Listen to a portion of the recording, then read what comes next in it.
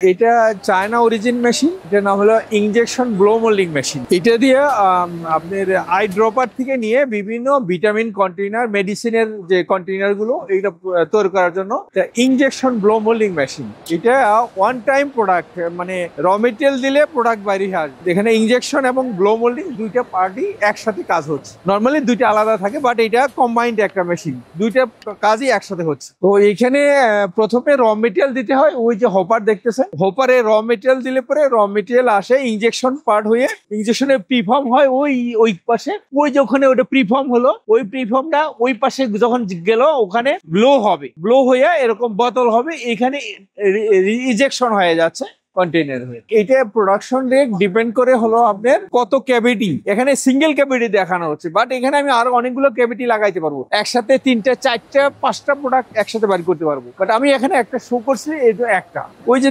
5টা স্লট দেখছেন, আরো 2টা, ওরকম 5টা এখানে একসাথে করা যাইবে। হ্যাঁ, এখানে যে বিভিন্ন ধরনের কন্টেইনার যে আছে, হ্যাঁ, সব ধরনের কন্টেইনারই আপনার রিকোয়ারমেন্ট অনুসারে বানানো যাবে। এই মেশিন যে সাইজ, এটা অ্যারাউন্ড 50 লাখ টাকার মতো খরচ করবে এটা।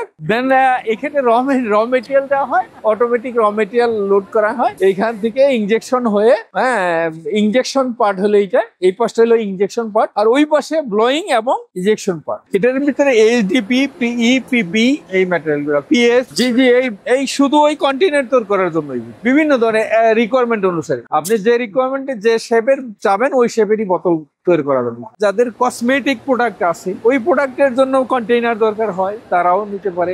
ইন্ডাস্ট্রি, বিভিন্ন ইন্ডাস্ট্রিতে এটা লাগে। এই এক্সিবিশনে আনা যে লেটেস্ট যে মেশিন গুলোর আপডেট হচ্ছে, লেটেস্ট ভার্সনের মেশিন। আগের ভার্সনে এই power consumption system, servo system, inverter system এইসব ছিল না, এগুলো আস্তে আস্তে মডিফাই করে করা হচ্ছে। অনেক কম পাওয়ারে প্রোডাকশন হবে, আগে পাওয়ার বেশি লাগতো। এরকম মেশিন 15 বছর আগের যে এই কোম্পানির মেশিন দেওয়া হচ্ছে, এখনো স্টিল খুব ভালো চলতেছে।